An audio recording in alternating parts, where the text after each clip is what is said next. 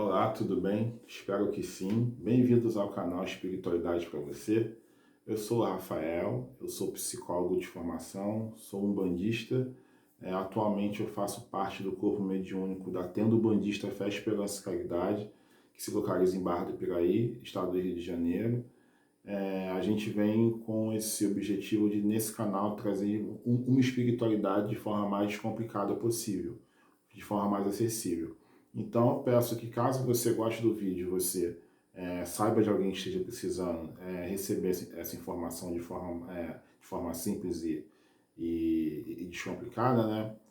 Compartilhe, curta o vídeo, se inscreva no canal, né? E comente também caso você tenha alguma dúvida, se você gostou, se você não gostou também, né?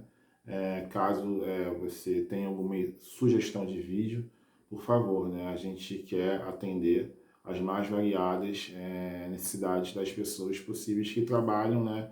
Ou que são afinizados com a Umbanda, né? Com a Umbanda em si.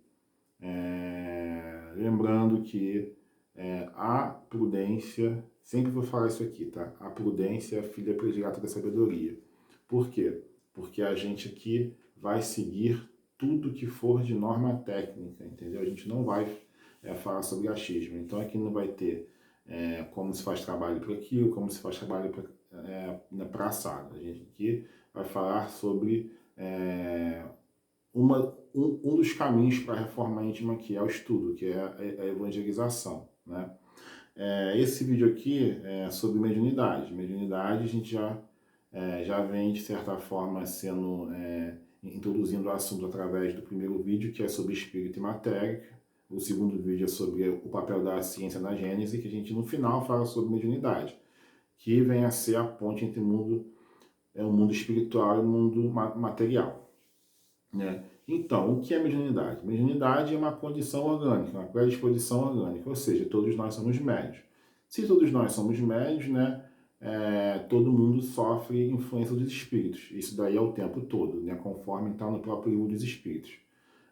Então, como nós somos influenciados por eles o tempo todo, né, então, reitero, falando novamente, né, que todo mundo já foi médium pelo menos uma vez na vida, né? Só que a diferença é que alguns de forma ostensiva, outros, né, de forma branda, né? Então a gente vai aqui na realidade falar de algumas características da mediunidade, né, que estão elencadas no livro dos médiuns, tá? Algumas vão faltar, mas só que se vocês quiserem, eu pesquiso e falo, tá? É só comentar aí que eu vou atrás, tá? Inicialmente a gente vai falar sobre os médiuns de efeitos físicos, que existem os médiuns ativos e os médiuns passivos, né? Efeito físico é quando a gente sabe que algum espírito ele atuou em cima da matéria, né, fazendo com que ela se movimentasse ou ela se transformasse de alguma forma, né? O que é o ativo? O ativo é quando ele tem consciência de que ele é médium de efeito físico, né, e ele doa o tal do ectoplasma, entendeu? Para que o espírito ele tenha ele se manifeste no mundo físico, né, através de tal objeto. Ou então de tal ação, ou então em cima de alguma ação. E tem os passivos, os que não sabem que são, doam ectoplasma, né? E são muito importantes, né? Também para que os espíritos eles tenham essa atuação no nosso plano. Vou citar um exemplo aqui de casa. Teve uma vez que uma filha estava dormindo em um quarto e a minha outra filha no outro quarto. De repente nós fechamos a porta, né, para que elas não acordassem com nenhum barulho. Do nada, as portas se trancaram sozinhas. E elas acordaram logo em seguida e ficaram desesperadas, né?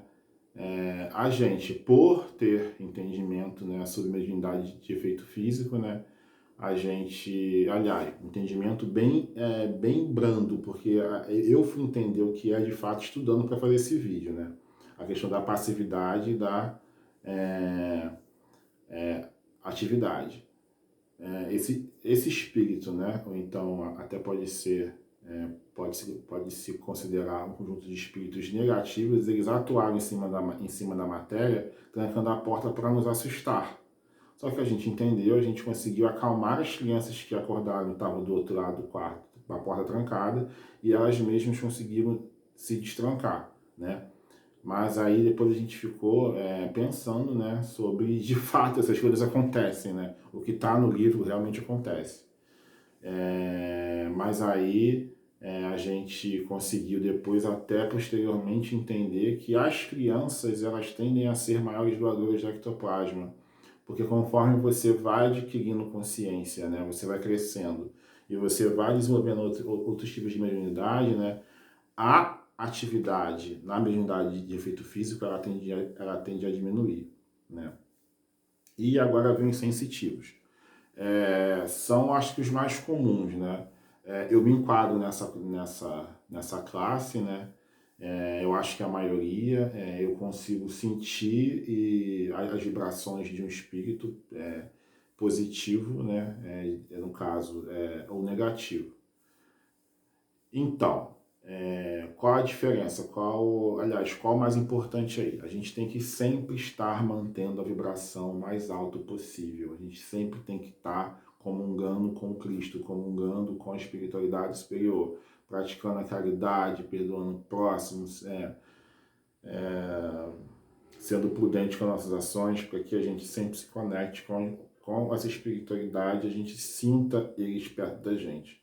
Lembrando que, vai uma dica, quer saber, isso é uma dica que o meu pai de santo passa pra gente, né? Você quer saber qual tipo de espírito está andando com você, então você para e pensa em quais sensações e quais tipos de pensamentos você está tendo, né? Se forem pensamentos bons, os espíritos que estão andando com você, né, são bons. Se são pensamentos ruins, esses espíritos, eles são ruins, entendeu? Depois a gente depois um dos meus objetivos pessoais é fazer uma série de vídeos sobre processo obsessivo, porque eu, enquanto psicólogo, eu encontro muito consultório.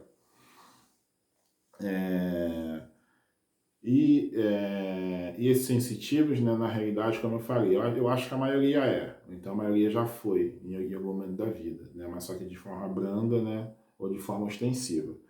Agora vem os audientes, né, que eu também me enquadro, né, então os audientes, eles escutam, né, a espiritualidade, né, ou escutar a voz por si só, ou em forma de pensamento, né. Eu escuto em forma de pensamento. As intuições, né, elas vêm, né, as mensagens, elas vêm, e daí às vezes eu até consigo manter um diálogo, né, de debater algum assunto, questionar, né, até porque eu sou muito questionador, né, o porquê de tal coisa, o porquê de estar acontecendo tal coisa, e eles me explicarem de forma bastante clara, né. Lembrando que volto na tecla, a gente precisa manter vibração positiva, porque se a gente não tiver com o pensamento lá no alto, lá comungando com Cristo, com Deus, com os orixás, né, com os nossos guias superiores, a tendência é que a gente também, né, sofra a ação da espiritualidade negativa e em algum momento a gente faça alguma besteira, né? Agora, os médiuns videntes. Os médiuns videntes são os que carecem de prova, né? Eu acho. Porque tem muito charlatão por aí. Minha esposa é médium vidente, né? É médium vidente, e daí a gente consegue, eu consigo, né, entender bastante coisa, porque eles passam pra gente, né, mediante o nosso estado vibracional, né? Muita informação, muito estudo. Eu vou contar aqui mais um fato que aconteceu comigo. A minha esposa é médium vidente, certa vez antes de dormir ela viu um espírito de uma mulher com um vestido branco e um cabelo preto longo, né? E com uma cara meio assustadora, então você já imagina, né? Parecia a Samara do Chamado. Ela estava na porta do quarto. Só que a minha esposa viu e ela não falou comigo. Ela pegou e fez um movimento voluntário de esconder o rosto, né, para dormir. E agarrou em mim. Daí eu peguei e dormi também. Só que no sonho, sonhei com essa mulher, né? Eu sonhei com essa mulher. Só que eu sabia que era um pesadelo, né? Por conta de como eu sou bastante consciente, né? Eu passei a ser consciente dentro dos meus sonhos durante um tempo, né? Eu consegui entender que é um processo obsessivo ali, pontual, e daí eu consegui, né, capturar, concentrar ectoplasma, daí eu fiz uma explosão energética no sonho e eu acabei acordando. E quando eu acordei, eu narrei para ela o que aconteceu e ela me disse que realmente esse espírito ele estava na porta do quarto, ou seja, né, eu não sou vidente, mas eu consegui ver no sonho. Mas ver em sonho não quer dizer que eu seja médio vidente, tá? Esse fato aí foi bastante importante que eu achei legal contar para vocês. Lembrando que ninguém é muito raro, ninguém não, é muito raro a gente encontrar um médio vidente o tempo todo, né? Porque a vidência carece também do estado vibracional, né? E tem médio vidente que vê praticamente tudo, vê qualquer espírito em qualquer lugar, entendeu? Esse médium é muito raro, mas acontece, né? Mas acontece sim, eu já vi, né? Eu já conheço alguns, e daí eles são raríssimos, eles são raríssimos. Vamos lá. Sonambulismo. Sonambulismo é um assunto bastante tênue porque quando o sonâmbulo está em contato com a espiritualidade superior, né, ele é assistido, porque a diferença entre um médium e um sonâmbulo é que o sonâmbulo, né, ele expande a sua consciência, enquanto o médium ele manifesta uma consciência externa. Só que o próprio sonâmbulo ele pode ser assistido por uma espiritualidade superior, ou seja, tem até o relato no livro dos médiuns, né, que um sonâmbulo que estava que ele não tinha conhecimento de cura alguma, né, de medicina nem nada, ele estava praticando cura em estado sonambúlico, né, com uma certa pessoa, até que quando foi questionado, né, sobre qual remédio deveria ser passado, ele respondeu que ele não teria como passar, porque o espírito que estava assessorando ele, né, não estava presente, ou seja, né, ele era assistido por um outro espírito que encaminhava para ele as prescrições médicas, né. Agora são os médios curadores. Os médios curadores, eles, obviamente o nome já fala, né? Eles têm o dom da cura, né? Eles trabalham com magnetismo. Então toda pessoa que manipula a energia, ela trabalha com a cura? Não. Os médios que trabalham com cura, geralmente eles são amparados por espíritos de alta vibração que trabalham nessa mesma linha da cura. Então, na realidade, esses espíritos eles potencializam, né, o magnetismo dessas pessoas. Lembrando que o magnetismo é uma coisa muito complicada porque ele pode ser usado para o lado, né, negativo, né? Obviamente a gente pode até comentar aqui, né, que o próprio Hitler ele era uma pessoa com alto dom de magnetismo, né, tanto que ele conseguiu, né, levar toda uma nação para uma guerra, né, e que infelizmente, né, muitas pessoas morreram. Agora o médio de transporte. O médio de transporte, ele tem duas classificações. Tem na Umbanda e tem no Espiritismo. Na Umbanda, né, pelo que eu pesquisei, o médio de transporte, ele é aquele médico que dá passagem para espíritos que precisam, que necessitam, né, ter o choque da matéria. Muitas pessoas falam que esse tipo de mediunidade na Umbanda é ultrapassada, né? Mas só que não é assim, né? Existe médio de transporte ainda, né? Eu vejo nas minhas jornadas mediúnicas lá na casa onde eu trabalho, entendeu? E eles têm uma necessidade, né? E é mais necessário ainda, né, que os médiums tenham conhecimento de como tratar o espírito obsessor que passe por esse choque de matéria, né? O que eu vejo são muitos médiums que não sabem lidar, né, com si mesmo e quando vão lidar com o obsessor, né, acham que ele não tem que estar ali no espaço, entendeu? Então, lembrando que os obsessores são pessoas são pessoas, já foram, né? Eles são espíritos que carecem de amor, né? e que eles devem ser acolhidos de todas as formas possíveis, né? Para que eles encontrem o caminho da luz. Então, por isso que o estudo é muito importante, para que quando a gente encontre algum obsessor, até mesmo os nossos, né, que a gente possa, né, tentar guiá-los para o caminho da luz. E tem o médio de transporte por kardecismo, né? Que no caso é o que mais atende a gente aqui, né? Porque esse médium é o que consegue transportar objetos, ou seja, ele desmaterializa o objeto em algum lugar e materializa em outro lugar, né?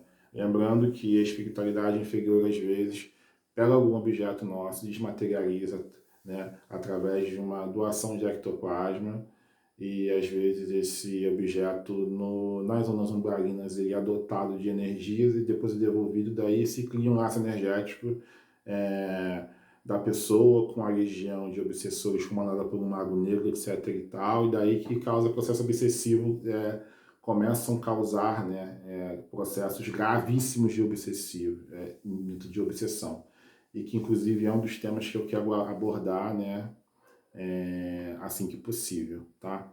Então, a minha ideia é fazer vídeo curto, mas parece que eu vou ter que encurtar mais os assuntos, né? Então, gente, muito obrigado, né? No próximo vídeo a gente vai falar sobre os transtornos mediúnicos, né? Porque tem pessoas que eu vejo que têm uma explosão de mediunidade em algum momento da vida, ou criança, ou adulto, ou jovem, né?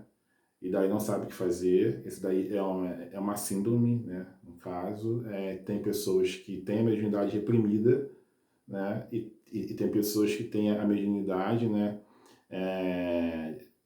Que se cansam, que ficam muito cansadas quando trabalham mediunicamente, né? É aquela estafa espiritual que acaba trazendo consequências para o nosso corpo físico, e que também eu vou abordar, tá bom? Gente, abração, fique com Deus, até o próximo vídeo.